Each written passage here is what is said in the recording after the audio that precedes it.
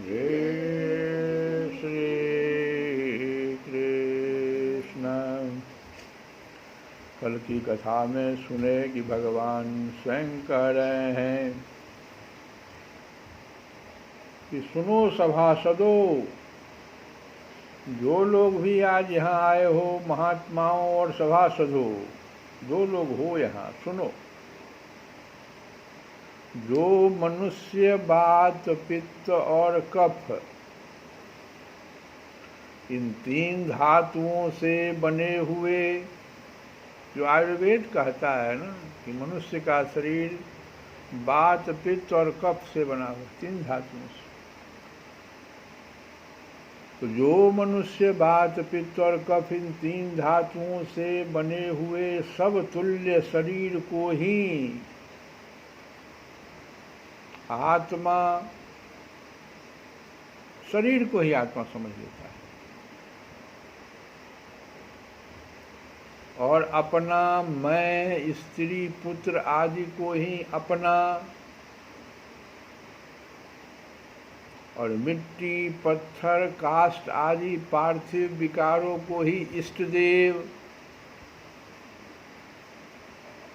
मानता है, तथा जो केवल जल को ही तीर्थ समझता है, ज्ञानी महापुरुषों को नहीं, वह मनुष्य होने पर भी पशुओं में भी सबसे नीच पशु गधा ही है। इतना कह के भगवान चुप हो गए। तब सुखदेव जी कहते हैं कि परीक्षित, भगवान श्री कृष्ण अखंड ज्ञान संपन्न हैं। उनका यह गूढ़ भाषण सुनकर सबके सब ऋषि मुनि चुप रह गए। ये ऋषि मुनि हैं कौन? भगवान क्या कहते हैं? जल को सिर्फ तीर्थ मानते हो, जैसे गंगा जी का जल, यमुना जी का जल, नर्मदा का जल, सरस्वती का जल, बहुत दिनों तक सेवन करना पड़ेगा, तब वो आपको पवित्र करेगा। अगर आप कोई स्थान को तीर्थ समझ लेते हैं, और उस स्थान को तीर्थ इसलिए बनाया गया क्योंकि अगर उसके आप पूर्व इतिहास में जाएं तो कोई न कोई ऋषि वहाँ आकर के घोर तपस्या किए थे।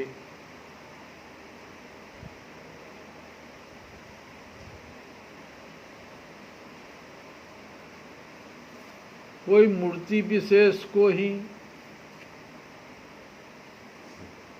उनका दर्शन, केवल मूर्ति विशेष में ही उनका दर्शन करते हैं। किनका? भगवान का।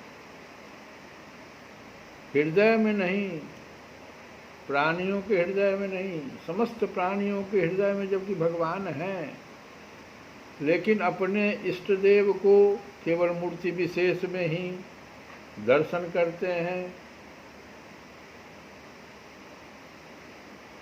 इन ऐसे लोगों को भगवान जो है कह रहे हैं कि यह वास्तव में ऐसे लोग पशुओं में भी नीच गधा ही हैं, क्योंकि वे ज्ञानी महापुरुष को नहीं मानते हैं, जो चलते फिरते तीर्थ भी हैं और देवता भी हैं। ज्ञानी महापुरुष जो हैं वे चलते फिरते तीर्थ हैं, देवता हैं। क्यों? क्योंकि वे सारे पाप ताप मिटा देते हैं, भेद बुद्धि का नाश कर देते हैं।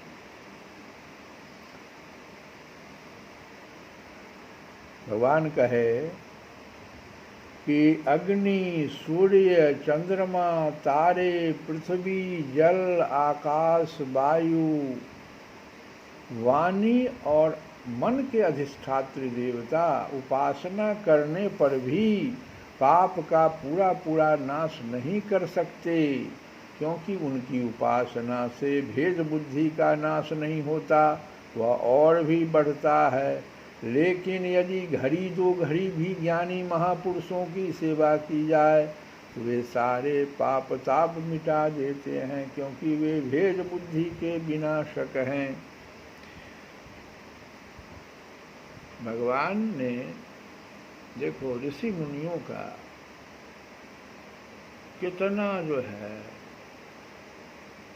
मनुष्य के जीवन में उनके महत्व को भगवान ने बताया।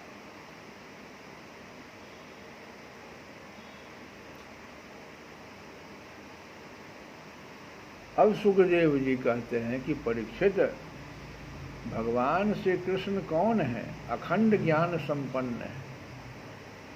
उनका यह गूढ़ भाषण सुनकर सबके सब ऋषि मुनि चुप रह गए। उनकी बुद्धि चक्कर में पड़ गई। वे समझ न सके कि भगवान यह क्या कह रहे हैं।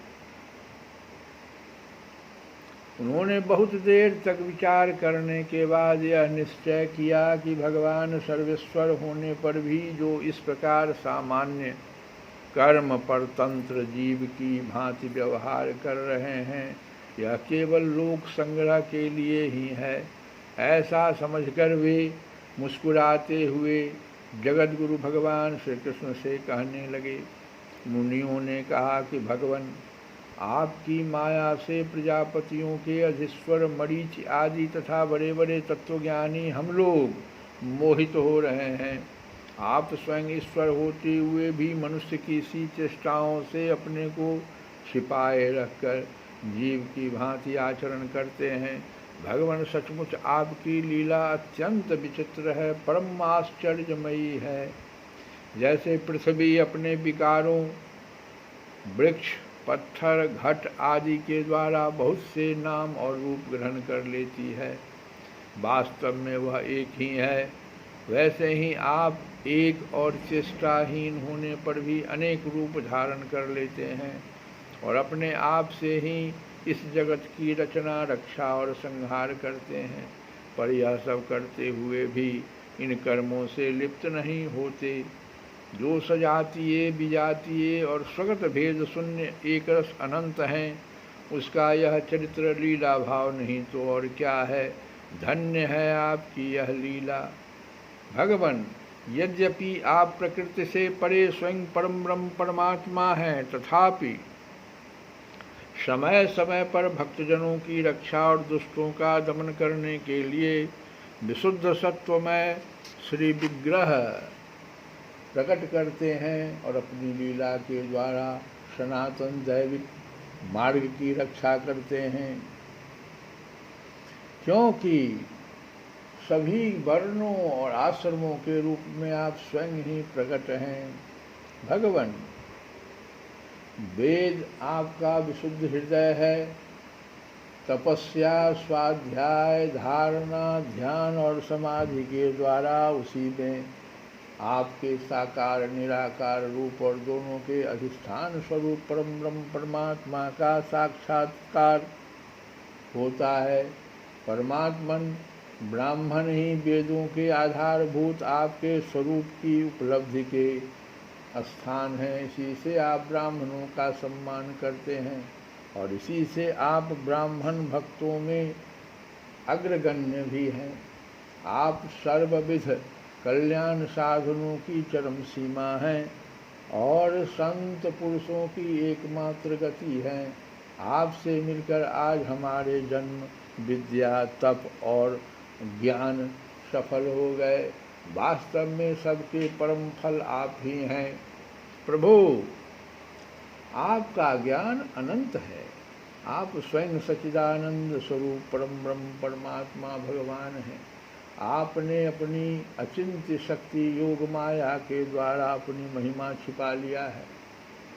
हम आपको नमस्कार करते हैं। ये सभा में बैठे हुए राजा लोग और दूसरों की तो बात ही क्या, स्वयं आपके साथ आहार विहार करने वाले जो यदुवंशी हैं लोग भी हैं, आपको वास्तव में नहीं जानते, क्योंकि आपने अपने स्वरूप को जो सबका आत्मा, जगत का आदि कारण और नियंता है, माया के पर्दे से ढक रखा है। जब मनुष्य स्वप्न देखने लगता है, उस समय स्वप्न के मिथ्या पदार्थों को ही सत्य समझ लेता है और नाम मात्र की इंद्रियों से प्रतीत होने वाले अपने स्वप्न शरीर को ही वास्तविक शरीर मान बैठता है। उसे उतनी देर के लिए इस बात का बिल्कुल ही पता नहीं रहता कि स्वप्न शरीर के अतिरिक्त एक जागृत अवस्था का शरीर भी है। ठीक इसी प्रकार जागृत अवस्था में भी इंद्रियों की प्रवृत्ति रूप माया से चित्त मोहित होकर नाम मात्र के विषयों में भटकने लगता है। उस समय भी चित्त के चक्कर से विवेक शक्ति ढक जाती है और जीव यह नहीं जान पाता कि आप इस जागृत संसार से परे हैं। प्रभु, बड़े बड़े ऋषि मुनि अत्यंत परिपक्व योग साधना के द्वारा आपके उन चरण कमलों को हृदय में धारण करते हैं, जो समस्त पाप राशि को नष्ट करने वाले गंगा जल के भी आश्रय स्थान हैं। यह बड़े सौभाग्य की बात है कि आज हमें उन्हीं का दर्शन हुआ।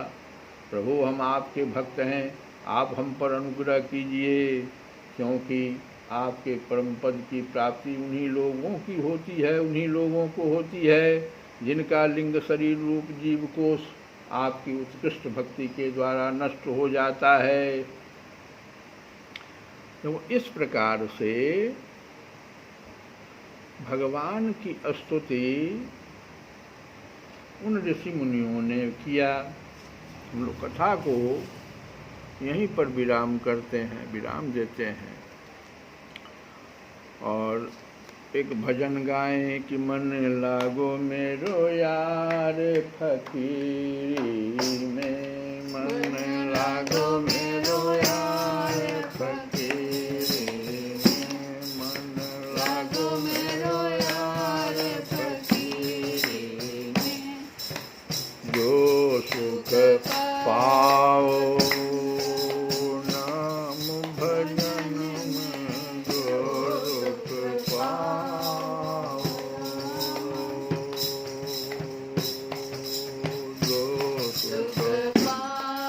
अरे मुंह में जब मिठाई भी जाता है ना, तो मिठाई को लेकर के कुछ देर तक आदमी उस मीठापन का अनुभव करता है, तुम लोग तुरंत सुख पा लेते हो। ऐसा नहीं है। जो सुख पाओ, जो सुख पाओ नाम भजन में, तो सुख नाही अमीरी में, मन लागो मेरो यार फकीरी में, मन लागो मेरो यार फकीरी में, लागो मेरो यार फकीरी में। ओ भला बुरा सबको सुन लीजिए,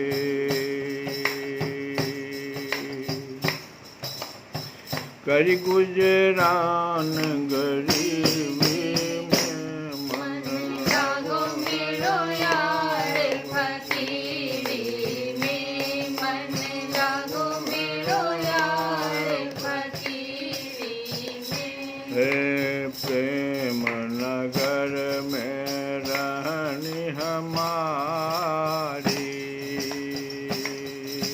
प्रेम नगर में रहनी हमारी, भली बनी आई सबूरी में, मन लागो मेरो यार फकीरी में, मन लागो मेरो यार फकीरी में। हाथ में कूड़ी बगल में सोटा है, हाथ में कूड़ी बगल में सोटा है।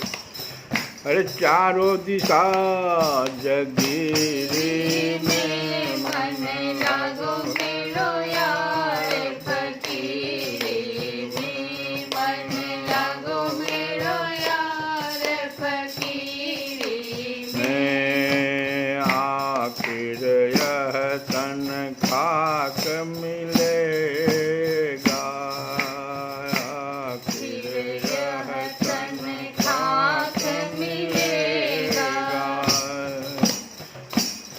अरे कहाँ फिरत मगरूरी में मन लागो मेरो यार फकीरी में मन लागो मेरो यार फकीरी में।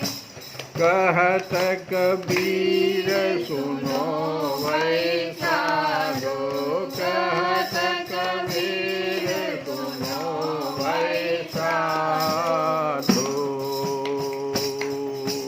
साहिब मिले सबूरी मन लागो मेरो यार फकीरी में मन लागो मेरो यार फकीरी में।